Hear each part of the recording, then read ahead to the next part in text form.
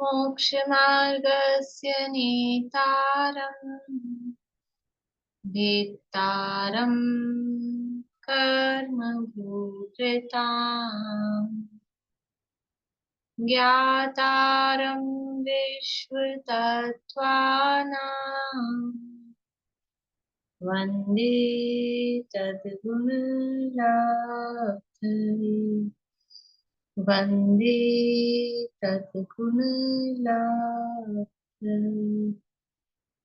मोक्ष मार्ग के नेता एवं कर्म पर्वतों के भेदक और विश्व के सब तत्वों के ज्ञायक चेतन संवेदक सद्गुण आप समान प्राप्त हो यही भावना भाकर दे विनय पूर्वक करूं वंदे बारंबार जिनेश्वर देव बारंबार जिनेश्वर देव।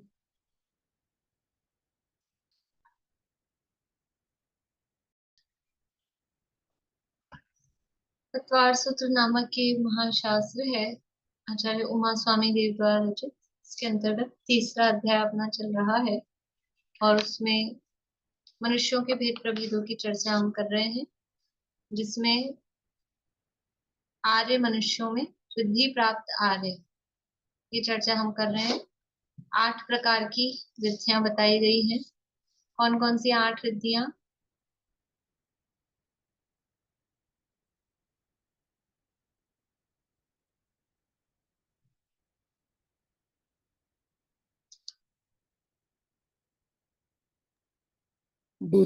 बुद्धि रिद्धि, क्रिया रिद्धि, विक्रिया रिद्धि, तप रिद्धि, बल रिद्धि, तप बल फल रिद्धि और तप तप बल औषध रस और अक्षण रिद्धि। बढ़िया, बोलिए कांता आंटी, बोलिए, आवाज चालू करिए।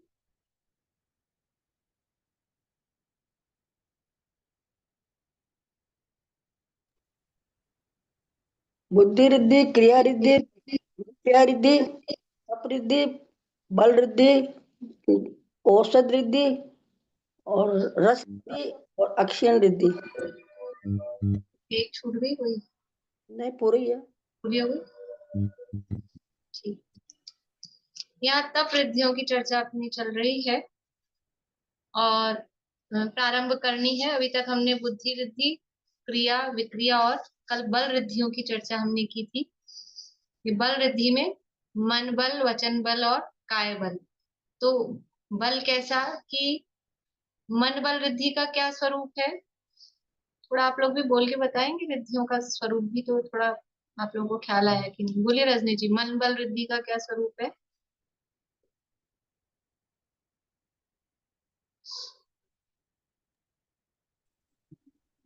इसमें द्वादशांग के समस्त द्वादशांग का चिंतन करने की शक्ति होती है एक समय के अंतर्गत। एक समय नहीं, अंतर्मूर्त में।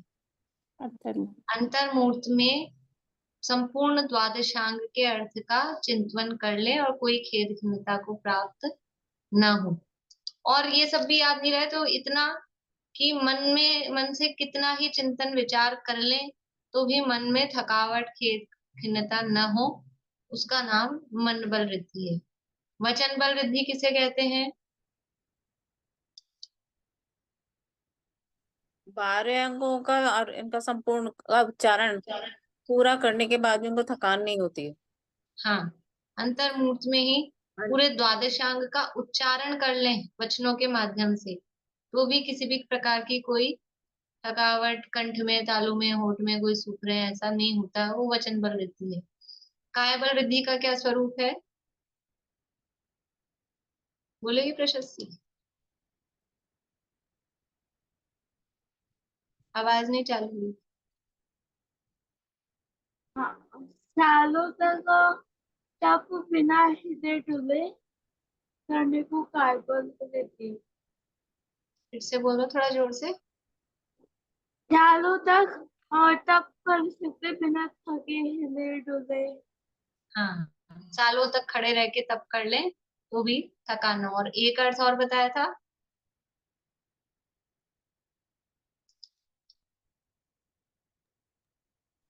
हाथ की जो वो छोटी उंगली होती है कनिष्ठा, उसको पूरा 3 लोग को उठाकर एक जगह से दूसरी जगह उसको रख दे, वो भी ऐसी कायबल शक्ति बुद्धि जिसमें है। होती, ऐसी शक्ति ऐसी जिनमें शक्ति। होती हो, हाँ, वो कायबल रिद्धि के माध्यम से होती। बढ़िया। इस तरह से ये बल रिद्धियों की चर्चा हुई। ये सब रिद्धियां श्रुत ज्ञानावरण और विशेष प्रकार के मति ज्ञानावरण, जिह्वा इंद्रियावरण, नो इंद्रियावरण और अंगोपांग, वीर्यांतरा, इन सब कर्मों के विशेष उपशम से ये प्रकट होती है। अब तप रिद्धियों की चर्चा है। तप किसे कहते हैं? तप किसे कहते हैं? बहुत बार तप शब्द आता है। सबसे पहले तप का स्वरूप समझ लें।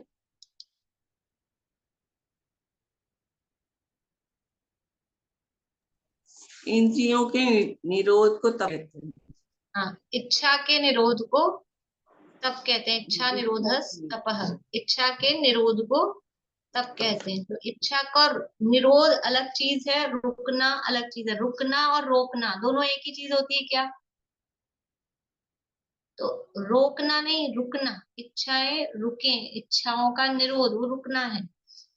तो यदि हमारा अगर पाप का उदय है, हम अपनी इच्छाओं को, मतलब समझ लो इच्छा तो बहुत है हमको कि जाएं अमेरिका, जाएं घूमे फिरे, लेकिन समझ लो इतनी सुविधाएं नहीं है, खर्चा बहुत होता है, नहीं जा सकते हैं, नहीं है सुविधा। तो फिर क्या है, हमारे इच्छा का निरोध हो रहा है हमारे, उसका नाम इच्छा का निरोध नहीं है। या आप जा नहीं पा रहे हो, ये तो पाप का उदय है।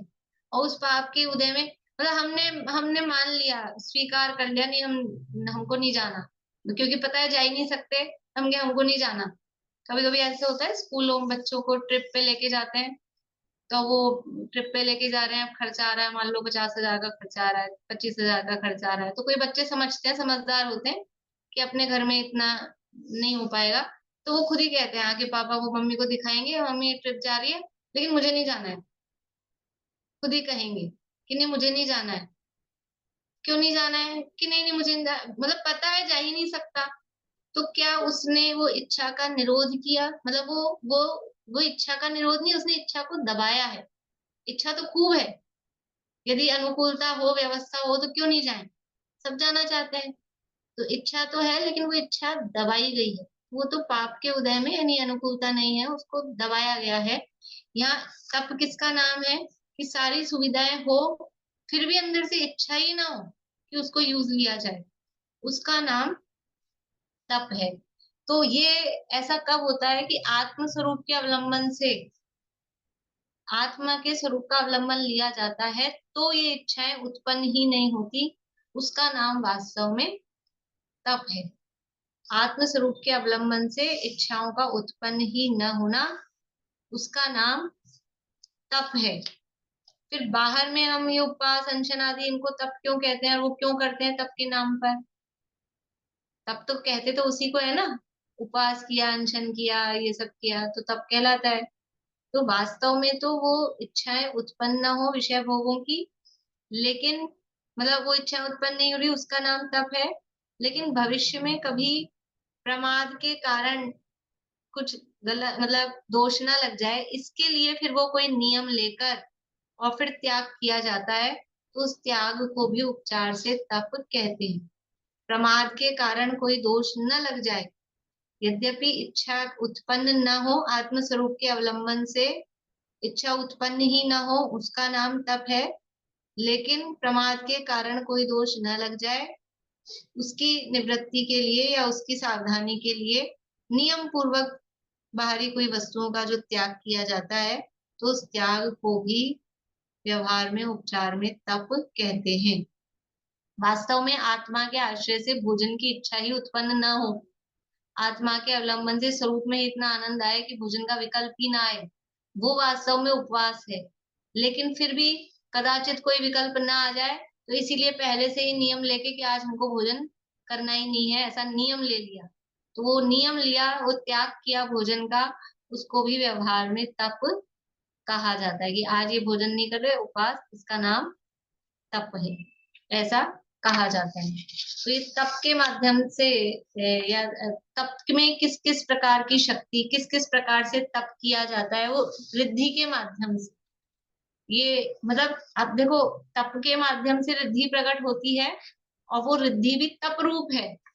ये तप रिद्धियां है ना। सामान्य रूप से अपन कह रहे हैं रिद्धियां कैसे प्रकट होती हैं, तप विशेष से, विशेष विशेष तप करते हैं तो रिद्धियां प्रकट होती है।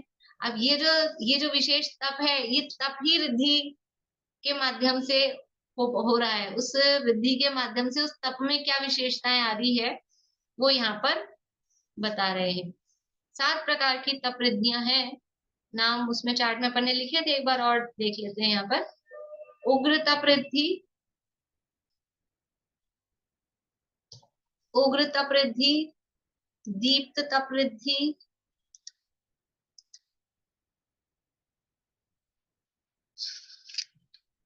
तप्त तप रिद्धि, उग्र तप, दीप्त तप, तप्त तप, फिर महातप, महातप रिद्धि, घोर तप रिद्धि,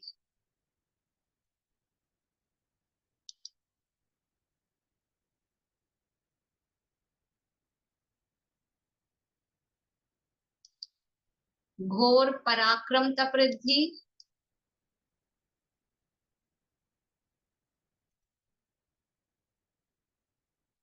घोर पराक्रम तप रिद्धि, और अघोर ब्रह्मचारित्व,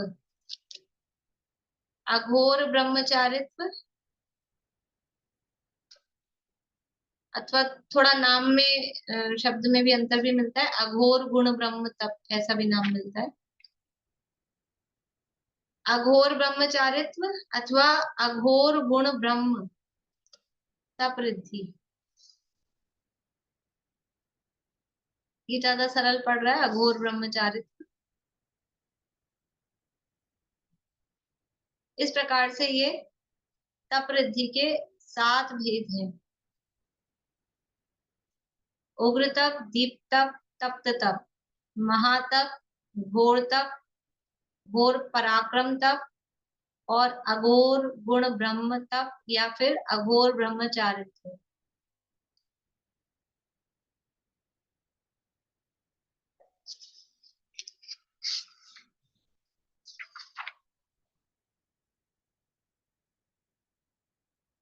अब इसमें भी थोड़ा तपों की संख्या में अंतर मिल सकता है, कहीं कहीं ज्यादातर सब जगह 7 तप रिद्धियों की चर्चा आई है, कहीं कहीं 8 भी तपों की बात की गई है।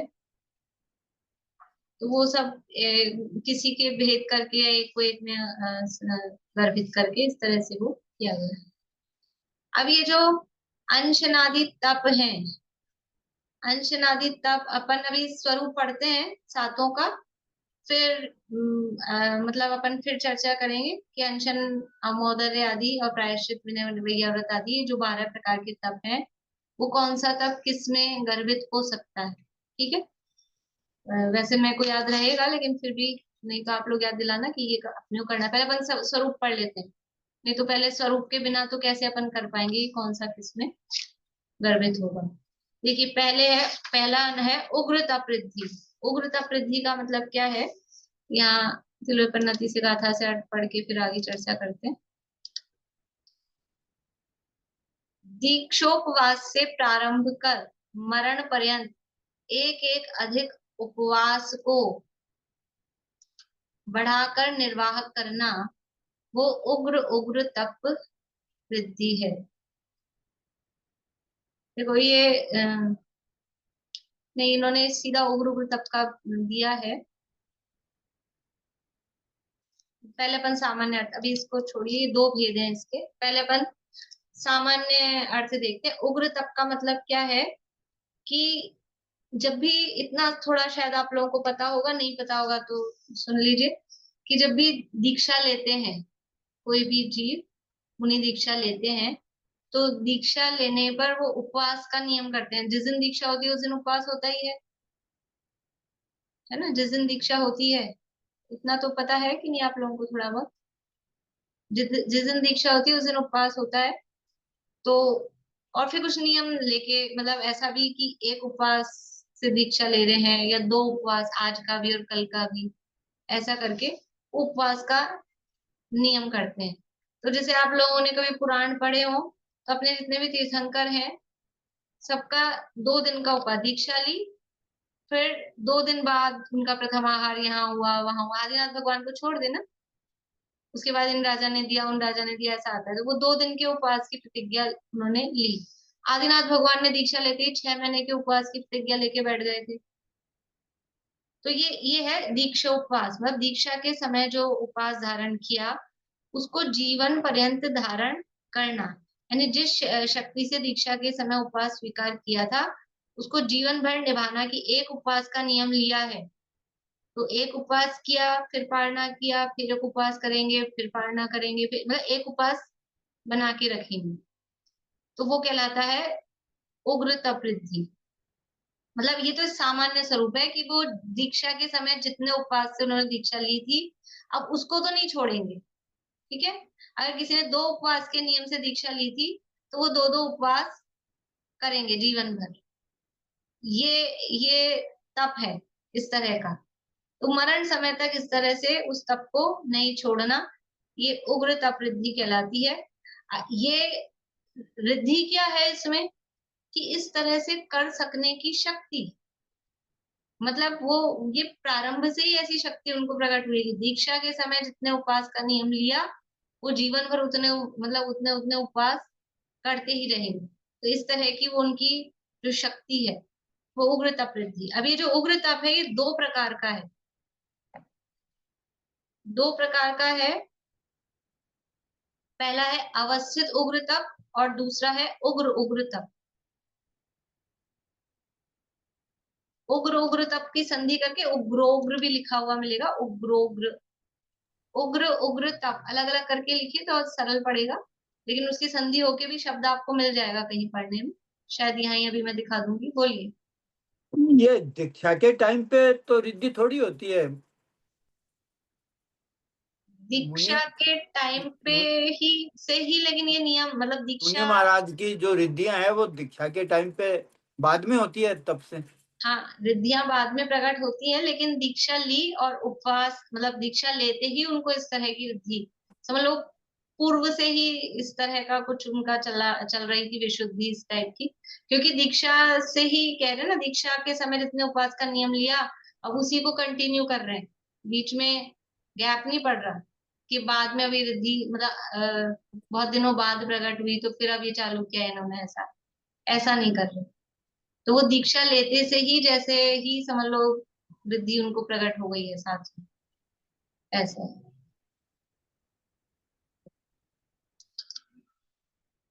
पहला है अवस्थित उग्र तप और दूसरा है उग्र उग्र तप, उग्रोग्र। ये उग्रोग्र लिखा हुआ दिखा देती हूँ मैं आपको, ये देखो यहाँ लिखा है उग्रोग्र। इसकी संधि विच्छेद करके बोलेंगे उग्र उग्र, और संधि सहित लिखेंगे तो उग्रोग्र।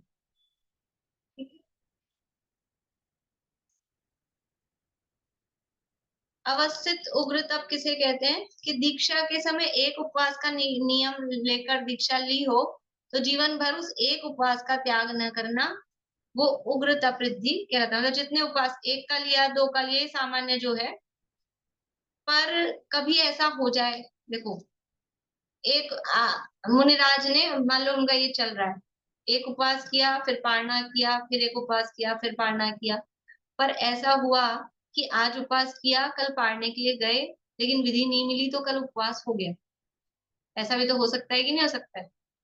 मुनि जीवन है, आज आज का तो नियम था उपवास का, कल का पारणा करना था, पारणा के लिए गए लेकिन विधि नहीं मिली तो अब क्या है, उपवास हुआ। तो अब ये कितने हो गए, 2 उपवास, 2 उपवास हो गए। तो अब इस नियम को कंटिन्यू करेंगे।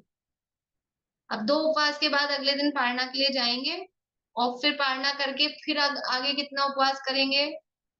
2 उपवास, फिर 2 उपवास को जीवन भर निभाएंगे। लेकिन फिर कदाचित ऐसा हो जाए 2 उपवास के बाद गए तीसरे दिन पारणा के लिए और फिर विधि नहीं मिली, तो 3 दिन का उपवास हो गया। तो अब नेक्स्ट पारणा करके कितने दिन का उपवास करेंगे? अब 3 दिन का। अब वो 3 दिन कंटिन्यू करेंगे जीवन भर। लेकिन अब बीच में कभी ऐसा हो जाए 3 की जगह 4, मतलब जितने दिन अगर उनके प्लस हो गए उपवास के, तो उतने दिनों को वो अवस्थित रखेंगे, कंटिन्यू रखेंगे। यह है अवस्थित उग्रता वृद्धि। समझ में आ रही बात? रेणु जी समझ में आई बात? नहीं आई? आपको ऐसा लग रहा है कुछ समस्या हो गई? आप नहीं मैम, समझ में आ गया अच्छे से, लेकिन इसका डेफिनेशन एक बार कैसे लिखेंगे शब्द? डेफिनेशन तो अभी लिख लेंगे, एक बार समझ में आ गई ना? हाँ, समझ में आ गया, बात समझ में आ गई, लिख हाँ। लेना। बोले कांता आंटी लिखने की समस्या है तो वो मैं लिखवा दूंगी, भी आप समझ तो लो स्वरूप क्या है। स्वरूप समझ में आया ना? अब मैं अगर वो लिखने वाली भाषा बोलती हूँ तो फिर वो समझा नहीं पाती हूँ, इसलिए लिखने का भी मतलब वो लिखने की थोड़ी भाषा अलग होती है ना? तो ये यानी जो अवस्थित उग्र तप का क्या मतलब है कि जितने उपवास का नियम लेके दीक्षा ली है उतने उपवास को जीवन भर निभाना। लेकिन अगर बीच में उससे अधिक उपवास हो गए हैं तो जितने उपवास मैक्सिमम हुए हैं उस मैक्सिमम उपवास को कंटिन्यू करना। 2 हो गए हैं तो 2, 4 हो गए हैं तो 4, 6 हो गए हैं तो 6, उसको फिर कंटिन्यू करना। ये अवस्थित उग्रता वृद्धि है। ठीक है?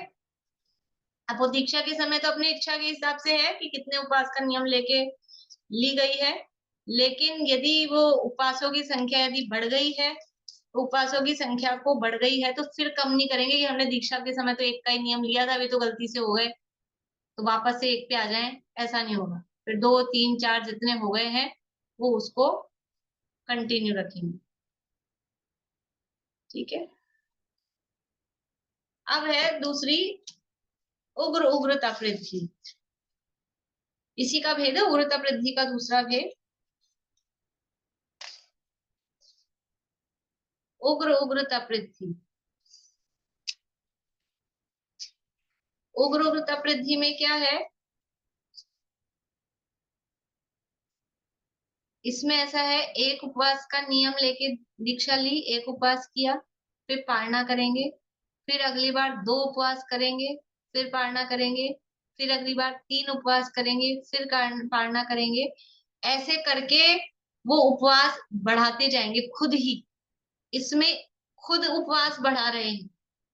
उग्र उग्र तप में और अवस्थित उग्र तप में क्या है? अवस्थित में खुद नहीं बढ़ा रहे चला के, अब मजबूरी कहो, मतलब कोई किसी कारणवश से वो बढ़ गए हैं तो उसको कंटिन्यू करेंगे, लेकिन खुद उपवास नहीं बढ़ाएंगे। उग्र उग्र तप में खुद ही उपवास बढ़ाते जाते हैं। एक उपवास किया, पारणा किया, फिर 2 उपवास किया, फिर पारणा किया, फिर 3 उपवास किया, फिर पारणा किया। इस तरह से वो उपवास को खुद ही बढ़ाते जाते हैं, तो वो कहलाता है उग्र उग्र तप वृद्धि। देखो परिभाषा के लिए आप ऐसा लिख लो इसमें से, उग्र उग्र तप की दीक्षोपवास से प्रारंभ कर मरण पर्यंत एक एक अधिक उपवास को बढ़ाकर निर्वाह करना उग्र उग्र तप वृद्धि है। या मैं भेज दूंगी, ऐसा करें ना, लिखने में क्यों वो लगाते हैं, मैं भेज दूंगी आप लोगों को, लिख लेना फिर आप। और ये अवस्थित उग्र तप की दीक्षार्थ एक उपवास करके पारणा करे, पुनः एक एक दिन का अंतर देकर उपवास करता जाए, पुनः कुछ कारण पाकर षष्ठ भक्त, पुनः अष्टम भक्त, पुनः दशम भक्त, पुनः द्वादशम भक्त इत्यादि क्रम से नीचे न गिरकर जिन्हें इनकी भक्ति पूर्वक प्रसन्न चित्त से उत्तरोत्तर मरण पर्यंत उपवासों को क्रमशः बढ़ाते जाना अवस्थित उग्र तप वृद्धि है। ठीक है?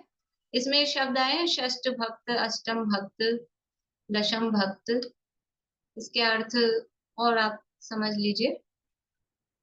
बोलिए रेणु जी क्या कह रहे हैं? मैम इस पे तो जैसे एक एक दिन बढ़ाना है, तो मतलब जैसे 6 महीने के बाद एक, फिर साल भर, ऐसे कैसे हो सकता है? मतलब जीवन भर उपवास ही हो गया। वो अभी कर रहे हैं चर्चा, कर रहे हैं। और मैम अभी जैसे जो लघु सिंह निष्क्रिय जगन्य सिंह निष्क्रिय व्रत होता है ना, उसमें एक उपवास फिर एक पारना, दो वो उपवास अलग है, वो भी आगे आएगा, वो आगे महातप अघोर किस उसमें आएगा, दूसरे में महातप उसमें तो वो होता है जगन्य हाँ। मध्यम और उत्कृष्ट, वो वो तो होता है। महातप में आएगा, महातप में आएगा आगे वो तो मतलब जीवन पर्यंत, ये थोड़ा समझना था। कर रहे हैं। देखो इसमें जो शब्द आए हैं, षष्टोपवास, षष्ठ भक्त, अष्टम भक्त, दशम भक्त, किसी को अर्थ पता है इसके? इसके लिए दूसरे शब्द मिलते हैं, षष्टोपवास ऐसा शब्द मिलेगा, नहीं पता ना किसी को भी, तो कई पुराणों में मिलते हैं जब ऐसे शब्द। तो मनोरमा आंटी को पता है षष्टोपवास? बोलिए। 6 उपवास के बाद पढ़ना, 5 उपवास के बाद पढ़ना, 4 उपवास के बाद पढ़ना। इसीलिए मैं बता रही हूँ, षष्ठ भक्त या षष्टोपवास 6 उपवास नहीं है, 6 टाइम का उपवास, 6 उपवास नहीं, 6 टाइम का, 6 टाइम और 6 उपवास में अपन, 6 उपवास का मतलब अपन क्या समझ रहे हैं? 6 दिन का उपवास। अभी देखो षष्टोपवास में दिन कितने होंगे उपवास के, वो आप देखना। जैसे 6 टाइम का त्याग करना है ना, 6 टाइम के आहार का। तो आज भोजन कर लिया सुबह शाम को, मतलब आज का एक आसन, तो आज शाम को भोजन नहीं, ठीक है, एक टाइम का ये गया। कल उपवास, 2 टाइम का कल का त्याग। फिर परसों उपवास, 2 टाइम का परसों का उपवास। और फिर उसके नेक्स्ट डे मतलब एक आसन, तो एक टाइम का आज का त्याग, एक टाइम का पारने का दिन का त्याग, इसको बोलते हैं धारणा का दिन एक आसन, पारना के दिन एक आसन, और बीच में 2 दिन उपवास। तो हमारी भाषा में उपवास तो हुआ है 2 ही दिन का, उपवास हुआ है 2 दिन का, उसको बोल रहे हैं षष्टोपवास। 6 टाइम का भोजन, 6 टाइम, क्योंकि हम 2 टाइम भोजन करते हैं ना अपनी तरफ से, तो वो उसको बोलते हैं षष्टोपवास। 2 दिन का उपवास होता है उस षष्टोपवास। अष्टमोपवास होगा तो 3 दिन का उपवास, 2 टाइम और प्लस कर दो तो वो 3 दिन का उपवास। दशमोपवास होगा तो 4 दिन का उपवास, 2 टाइम और प्लस कर दो, ऐसा। तो वो कहीं आप कुछ इस तरह के शास्त्र पढ़ेंगे कोई चरणानी के, तो उसमें ये शब्द आएंगे। तो 6 दिन का उपवास षष्टोपवास नहीं है, 6 टाइम का त्याग वो षष्टोपवास, जिसे बेला बोलते हैं। बेला तेला, बेला यानी 2 दिन का उपवास, तेला यानी 3 दिन का उपवास। तेला तो समझते ही है सब, तेला तो होता ही रहता है अपने 10 लक्षण वगैरह में। बेला यानी 2 दिन का उपवास। तो ये उग्र उग्र तपवृद्धि में क्या है कि उपवासों की संख्या ये अपनी इच्छा से बढ़ाई जाती है, और फिर जीवन पर्यंत मतलब उसको बढ़ाते रहते हैं। देखो इसमें यहाँ प्रश्न उठाया है धवला में, यहाँ से पढ़ के बताती हूँ आपको। इस प्रकार से प्रश्न करते हैं कि जो इन्होंने प्रश्न किया, इस प्रकार उपवासों को बढ़ाने के क्रम में 6 माह से अधिक का उपवास तो घटित होगा नहीं। 6 कितना कितना करते ही रहेंगे क्या, उपवास ही रखेंगे पूरे टाइम, कैसे? तो उसको उत्तर देते हुए वीरसेन स्वामी कहते हैं कि ऐसा नहीं है, मतलब 6 माह से अधिक का भी उपवास वो कर सकते हैं। ये तो इसकी रिद्धि बता रहे हैं ना, वो सामान्य आदमी के लिए नहीं है ये बात, ये जनरल पब्लिक की बातें नहीं है, ये विशेष लोगों की बातें चल रही है। विशेष लोग मतलब विशिष्ट मनुष्य कौन है, वो रिद्धि प्राप्त आर्य, उनकी चर्चा चल रही है। तो वो कह रहे हैं कि 6 महीने से अधिक का कोई उपवास नहीं कर सकता, ऐसा वो प्रश्न कर रहे हैं। तो वीरसेन आचार्य कह रहे हैं कि ऐसा कोई नियम नहीं है, 6 महीने से अधिक का उपवास भी कर सकते हैं। और जो नियम आप कह रहे हो कि 6 महीने से अधिक का उपवास नहीं कर सकते, वो घातायुष्क मुनि के लिए है। घातायुष्क मुनि क्या होता है, आज थोड़ा आप लोगों को कठिन सा लगेंगे शब्द, लेकिन मैं सोचती हूँ कि मैं सरलता के लोभ में क्यों नहीं बताऊं आप लोगों को ये चीजें, कभी तो सुनेंगे पहली बार। घातायुष्क शब्द सुना हुआ है आप लोगों ने, कहाँ सुना हुआ है? नया नहीं है शब्द। बोलिए सुनीता जी। चौथे अध्याय में आया था ये, देवगति के उसमें आया था। हाँ, देवगति के प्रकरण में घातायुष्क देव होते हैं, तो वो 12वें स्वर्ग तक घातायुष्क होते हैं। और जो घातायुष्क होता है उसको उस स्वर्ग की जितनी आयु है उससे अगर सम्यक दृष्टि है तो आधा सागर ज्यादा, मिथ्या दृष्टि है तो आधा पल्ले ज्यादा आयु उसको मिलती है ना। घातायुष का क्या मतलब होता है, वो यही है मुनिराज कि किसी जीव ने स्वर्ग की आयु बांधी, मुनिराज ने स्वर्ग की आयु बांध ली थी देवगति की, देवगति की आयु बांध ली, सागरों की आयु होती है। फिर बाद में मतलब मान लो आयु बांधी 10वें स्वर्ग, है ना, 10वें स्वर्ग की आयु बांधी, और फिर बाद में या ऐसे स्वर्ग की बजाय अपन आयु से देखें कि उन्होंने आयु बांध ली 14 सागर की, किसकी मुनिराज ने 14 सागर की आयु बांध ली, और फिर बाद में उनके परिणाम शिथिल हो गए, परिणाम शिथिल हो गए, तो वो 14 सागर की आयु जहां है, 14 सागर की आयु आएगी, 14 हमेशा 7 पर महेंद्र त्रिसप्त, ये आएगी 7वें 8वें स्वर्ग की, जहां तक है देख लेना है, सुनीता आंटी देख के बताना, 14 सागर की आयु 4थे अध्याय में मिल जाएगी। तो अभी अपन ये मान के चल रहे हैं 7वें 8वें स्वर्ग की वो आयु है, तो 7वें 8वें स्वर्ग की आयु उन्होंने बांधी, फिर परिणाम उनके वो हुए तो आयु कम की, और उन्होंने कम करके 14 की जगह 10 सागर की कर ली। तो ये क्या किया है उन्होंने, आयु का घात, इसको बोलते हैं आयु का घात। अभी वहां पहुंचकर नहीं, यही अभी मुनि दशा में ही, मनुष्य गति में ही है, मनुष्य गति में रहने पर ही पहले 14 सागर की बांधी थी, और फिर परिणामों में कुछ इस तरह का हुआ कि उसको 10 सागर की वो हो गई, तो आयु का घात किया, ऐसा कहते हैं, उसको बोलते हैं घातायुष। तो अभी जब ये मुनि अवस्था में है तो वो मुनिराज कहलाएंगे घातायुष मुनिराज, और जब वो देवगति में पहुंच जाएंगे वही, तो वो कहलाएगा घातायुष देव। तो इनको ये बेनिफिट मिलता है कि मान लो 8वें स्वर्ग में जाना था, 8वें स्वर्ग की जगह अब ये 5वें स्वर्ग में जा रहे हैं, तो 5वें स्वर्ग की जितनी आयु है उससे इनको अगर सम्यक दृष्टि है तो इनको आधा सागर ज्यादा मिलेगी, ये इनको इस वो घातायुष का मतलब पहले ज्यादा बांधी थी ना, तो वो ज्यादा मिलेगी, तो वो वहां देवगति में जाके होता है। अभी तो बात यहाँ की चल रही है, यहाँ वो मुनिराज जिन्होंने आयु अधिक बांधी थी ऊपर के स्वर्ग की, और फिर उस आयु का आकर्षण करके कुछ परिणामों के निमित्त से नीचे के स्वर्ग की वायु हो गई, तो अभी मुनि भूमिका में वो मुनिराज कहलाते हैं घातायुष मुनिराज। और जो ऐसा नहीं करते, नॉर्मल जो है होते हैं, वो कहलाते हैं अघातायुष मुनिराज। ठीक है, बस इतना सा अर्थ है, कुछ कठिन है, समझ में आ गया? जिन्होंने पहले ऊपर के स्वर्ग की आयु बांधी थी और फिर उसको घटा के अभी इसी भाव में, मनुष्य भाव में, बंधी हुई आयु में, बद्धायु में, बंधी हुई आयु में ही फिर उसको कम कर लिया, टाइम को कम कर लिया आयु के, तो वो कहलाते हैं घातायुष मुनिराज।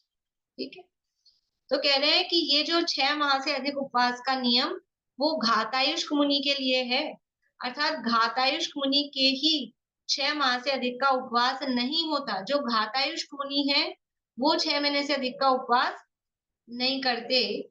अघातायुष मुनि के लिए यह नियम नहीं है, क्योंकि अघातायुष मुनि का अकाल मरण नहीं होता, तो उनके लिए ऐसा नियम नहीं है, वो मतलब कर सकते हैं। घातायुष मुनि 6 महीने से अधिक का उपवास होने पर संक्लेश परिणाम वाला होता है। जो घातायुष मुनिराज हैं, अगर वो 6 महीने से अधिक का उपवास करते हैं, उनके परिणाम संक्लिष्ट हो जाते हैं। तो 6 महीने वाला जो नियम है वो घातायुष मुनिराज के लिए लागू पड़ता है।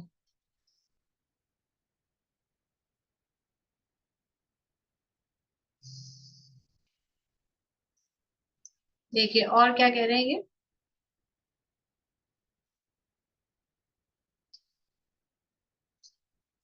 जो ये अघातायुष मुनिराज हैं, उनके तप के बल से उत्पन्न हुए वीर्यांतराय के क्षयोक्षम से संयुक्त और उसके ही बल से असाता वेदिनी के उदय को मंद कर चुकने वाले मुनिराज, उनके ऐसा ये नियम नहीं है, वो 6 माह से अधिक का उपवास भी कर सकते हैं। मतलब उनकी ये तप का बल बता रहे हैं कि उनके तप का बल ऐसा है कि वो 6 माह से अधिक का भी उपवास कर सकते हैं। उनको पता, मुनि को पता थोड़ी ना चलेगा इस भ्रम में कि उन्होंने आयुष का घात कर लिया अपने। मुनि को पता नहीं चलेगा कि कितने दिन का हो गया उपवास। नहीं, उन्होंने अपनी आयुष का घात कर लिया। नहीं, मुनिराज को पता नहीं चलेगा, वो तो अपने आप ही अगर घातायुष के हैं तो उनके परिणाम संक्लिष्ट हो जाएंगे, वो फिर 6 महीने से अधिक का कर नहीं पाएंगे, वो ऑटोमेटिक ही ऐसा हो जाएगा। मतलब भावों में वो विशुद्धि उनकी रहेगी ही नहीं। अपने आप ही इस तरह का हो जाता है कि वो अगर घातायुष्क हैं तो उनके परिणामों में वो विशुद्धि नहीं हो पाएगी।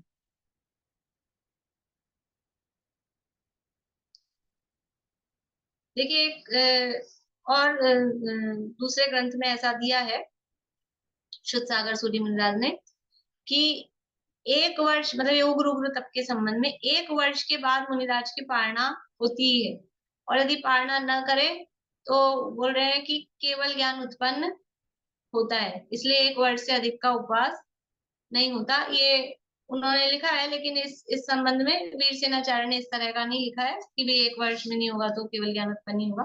पर उन्होंने इतना कहा है आचार्य ने कि जो मतलब ये रिद्धि का प्रभाव ऐसा कहा है कि जिनके उग्र उग्र तप रिद्धि है वो 6 महीने से अधिक का भी उपवास कर सकते हैं। अगर वो घातायुष्क नहीं है तो 6 महीने से अधिक का भी उपवास वो यथा योग्य रूप से कर सकते हैं।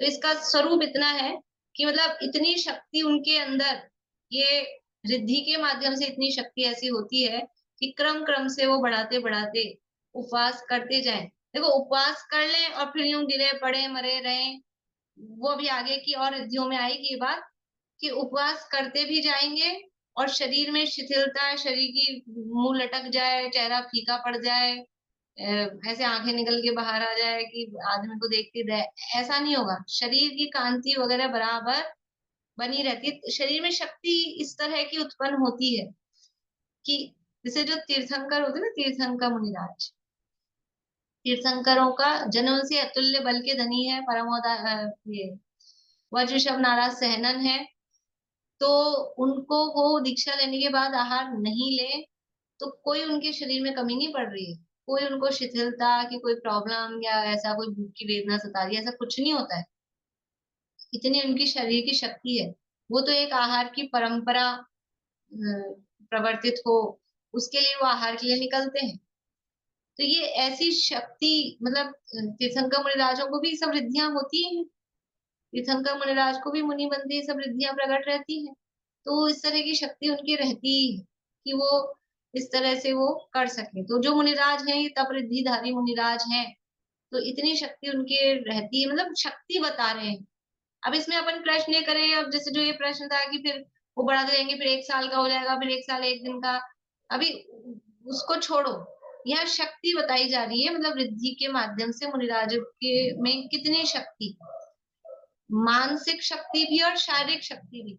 हमारे तो शरीर में कुछ नहीं हो रहा हो लेकिन हम सोच सोच के ही कि अरे मेरा आज उपवास था, तो ये सोच सोच के हम गिरुपड़ हो जाते हैं, भले ही शरीर में कुछ नहीं हो रहा हो, लेकिन हम विचार कर करके ही वो हो जाती। तो उनकी मानसिक शक्ति और शारीरिक शक्ति किस तरह से बढ़ती है, और वो क्यों बढ़ रही है, क्योंकि वो उपयोग उनका आत्मा के स्वरूप के चिंतन मनन में लगा रहता है, तो शरीर की तरफ वो ध्यान ही नहीं है, उपवास सहज में हो जाता है। ये यहाँ बताने का मुख्य प्रयोजन। ये जो तप रिद्धि है, उग्र तप रिद्धि, दोनों ही भेद, ये वीर्यांतराय लाभांतराय कर्म के विशेष योगक्षम और नाम कर्म के विशेष उदय से प्रकट होती है। वीर्यांतराय और लाभांतराय कर्म के विशेष योगक्षम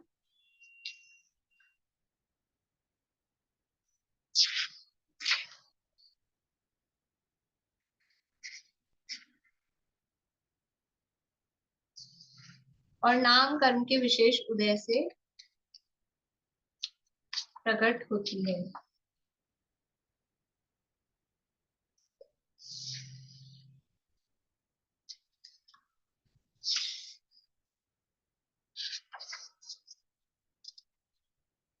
अब है दूसरा दीप्त तप रिद्धि।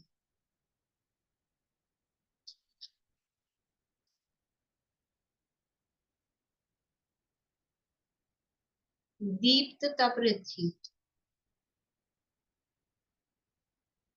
ये ऐसे विशेष प्रकार का तप है जिसके कारण शरीर की कांति और बल वो बढ़ता जाता है। मतलब ये तप करते जाएंगे और चेहरा चमकता जाएगा और चमकता जाएगा। हमारा तो क्या होता है, एक आसन करो तो चेहरा लटक जाता है, उपवास करो तो और ही ज्यादा लटक जाता है, और बेला कर लिया तो फिर पता ही नहीं कहाँ चला जाएगा। नहीं, हमारा तो वो चेहरे की कांति एकदम फीकी पड़ती जाती है, और ये मुनिराज तप करते जाते हैं और शरीर की कांति और बल बढ़ता जाता है, और मुंह नाक से सुगंध निकलती है विशेष प्रकार की, मतलब शरीर सुगंधित होता जाता है। अपने तो मुंह में उपवास करोगे एक आसन के अगले दिन ही मुंह में से क्या होता है, अगल बगल में बैठो ना उपवास तो पता लग जाता है कि इनका एक आसन था कि उपवास था, मुंह में से दुर्गंध आती है, और उनके मुंह में से नाक में से सुगंध आती है। ऐसे तप को दीप्त तप कहते हैं, और ऐसा तप करने की जो शक्ति है उसको दीप्त तप रिद्धि कहते हैं।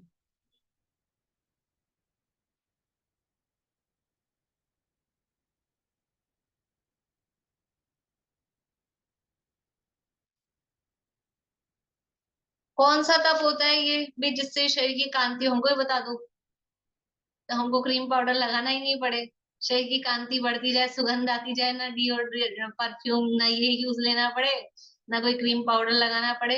ये वास्तव में ये बाहरी जो चीजें हैं, ये तो कुछ शरीर की ये कांति को और घटाती है। अंतरंग शक्ति से अपने आप ही शरीर में भी कांति आती है। देखो आत्म बल बढ़ता है ना, आत्मा का आश्रय बढ़ता है, तो शरीर भी अपने आप ही प्रफुल्लित होता है, चमकदार होता है अपने आप ही। तो यहाँ तो प्रश्न तो मेरा ये है कि जो दीप्त तप आप कह रहे हो, कौन से तप के लिए कह रहे हो? अनशन के लिए, उमोदर्य के लिए, वृत्ति परिसंख्यान के लिए, या 1 दिन का उपवास, 2 दिन का उपवास, 6 दिन का उपवास, किसके लिए आप कह रहे हो? तो वो कह रहे हैं कि कोई सा भी हो, उपवास हो, कायोत्सर्ग हो, प्रायश्चित हो, वृत्ति परिसंख्यान हो, अवमौदर्य हो, कोई सा भी हो, लेकिन अगर उससे ये बढ़ने लग जाए, तो शरीर में से सुगंध निकलने लग जाए और शरीर की कांति बढ़ने लग जाए, तो वो दीप्त तप रिद्धि कहलाती है। मतलब वो रिद्धि अगर प्रकट हुई है तो वो कोई सा भी तप करेंगे, कोई सा भी तप करेंगे, तो ये उनके शरीर में इस तरह का परिवर्तन होता ही।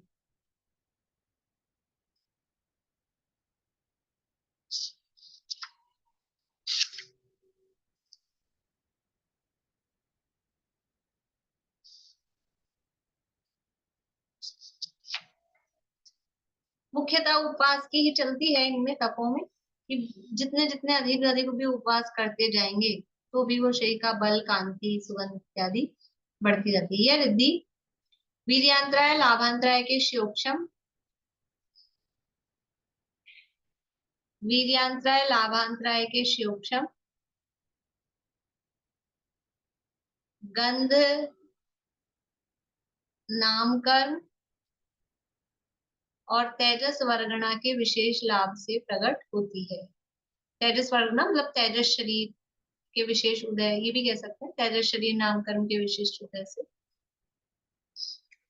वीर्यांतराय लाभांतराय के विशेष श्योक्षम, गंध नामकर्म और तेजस वर्गणा या तेजस शरीर नामकर्म के विशेष उदय से प्रकट होती है।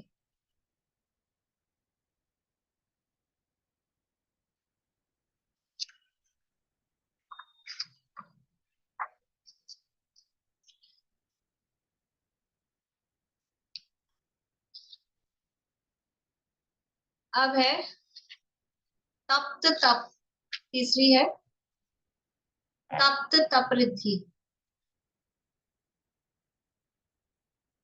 तप्त तप का क्या मतलब है? जैसे तवा होता है ना, तप्त रहता है गर्म, और उसमें पानी की बूंदे डालो तो क्या होता है, एकदम से गायब हो जाती है, वो सब सोख लेता है।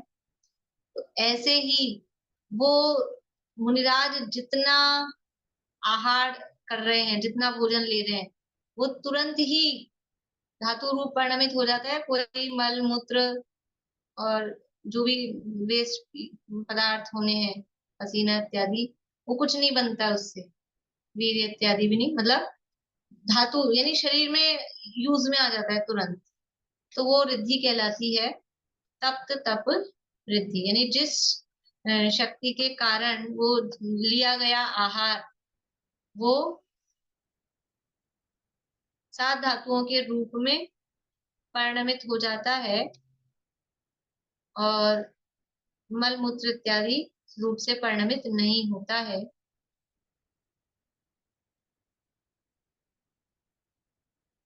उसे तप्त तप रिद्धि कहते हैं।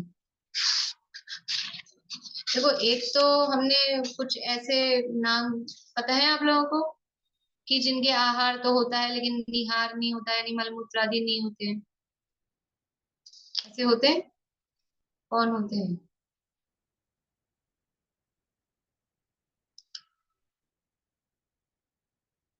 देवता। देवता। ठीक है, देवताओं का तो वैक्रिक शरीर भी है। अपने मनुष्यों में तीर्थंकर तीर्थंकर तीर्थंकर, मुनिराज का होता है। बस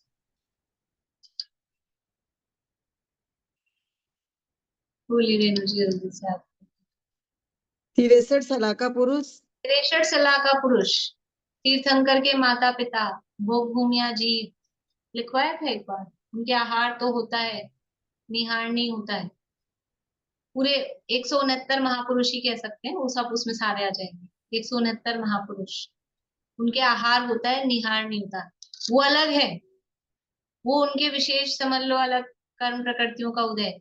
यहाँ ये रिद्धि है, ये मुनिराजों की विशेष रिद्धि है। देखो, जहां जहां ये अपन कंपेयर कर रहे हैं, क्योंकि जो बातें यहाँ रिद्धि में बता रहे हैं वो अन्य मनुष्यों में भी मिलती है। जैसे और जो दूर स्पर्शन दूरास्वादन, वो चक्रवर्ती में भी, लेकिन उससे बहुत विशेष, वो जो मनुष्यों में जो ये शक्ति बताई जा रही है उससे बहुत विशेष ये मुनिराजों के प्रकट होने वाली रिद्धि होती है। वहां तो उनके वो पुण्य के उदय के कारण होता है, यहाँ ये मुनिराजों की जो परिणामों की विशुद्धि के कारण ये रिद्धि उनके प्रकट होती है। तो जितना भी जो भोजन लिया जाता है वो पूरा आहार शरीर के द्वारा सोख लिया जाता है। जैसे वो तवा पानी को सोख लेता है, वैसा सोख लिया जाता है। मल आदि, मल मूत्र आदि नहीं परिणमित होता है। वो तप्त तप रिद्धि कहलाती है। ये रिद्धि लाभांतराय वीर्यांतराय कर्मों के विशेष क्षयोपशम, उत्कृष्ट क्षयोपशम तथा विशेष प्रकार के नाम कर्म के उदय से प्रकट होती है। लाभांतराय और वीर्यांतराय कर्म के उत्कृष्ट क्षयोपशम तथा विशेष प्रकार के नाम कर्म के उदय से प्रकट होती है। इस प्रकार से 3 तप रिद्धियों की चर्चा अपन ने की है। शेष 4 और बची हैं, वो अगली क्लास में अपन चर्चा करेंगे। अब यही पूरा करते हैं। जिनवाड़ा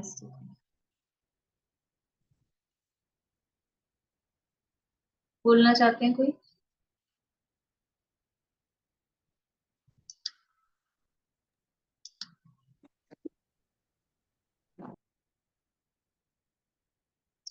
एक मिनट शेयर करूँ।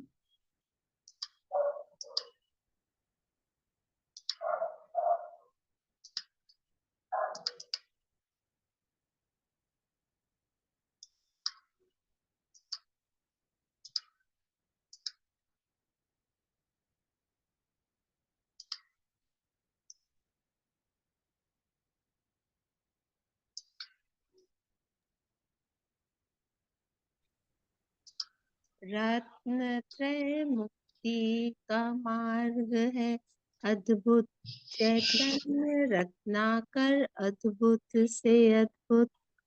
होवे निमग्न अहो सर्व प्राणी, वीतरागी शासन जयवंत वर्ते, जयवंत वर्ते सर्वज्ञ देव, जयवंत वर्ते निर्ग्रंथ गुरुवर, जयवंत वर्ते श्री जिनवाणी, जिन धर्म जिन तीर्थ, जयवंत वर्ते शुद्ध आत्मा का श्रद्धान वर्ते, अनुभूति निर्मल अविच्छिन्न वर्ते, आवागमन से निर्मुक्ति होवे, मुक्ति का साम्राज्य जयवंत वर्ते, सर्वज्ञ शासन जयवंत वर्ते, निर्वाण शासन जयवंत वर्ते।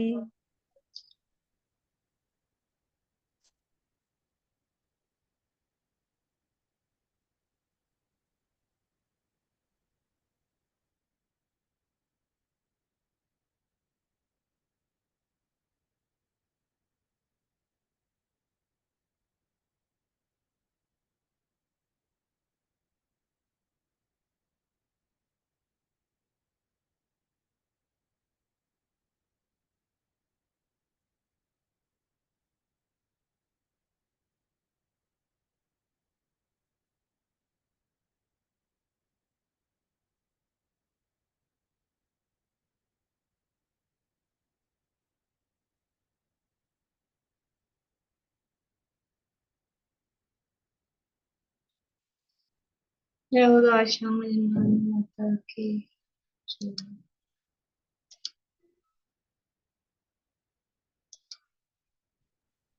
मेन जो आप हर मतलब बहुत जगह जो नाम कर्म तो पूरे ही नाम कर्म के तो 93 भेद होते हैं ना। नहीं तो वो जहाँ ऐसा कॉमन रूप से नाम कर्म का है ना, तो अब जो कोई कर्म का नाम ही नहीं, जैसे एक अप्रतिघात तो कह दिया उससे। अब इसमें ये है कि अब कोई नाम नहीं दे पा रहे कि कौन सा नाम कर्म, लेकिन कुछ नाम कर्म का कोई विशेष उदय, उस शरीर की शक्ति आ रही है ना, तो ओवरऑल से नाम कर्म कह दिया। अब उसका नाम नहीं दे पा रहे कि कौन सा नाम कर्म, वो हमारी कमी है, हमारी कमी है, शब्दों की कमी है, ऐसा समझ लो। वो कॉमन रूप से ऐसा है, लेकिन उसमें उदय तो है विशेष। ठीक है। Yes.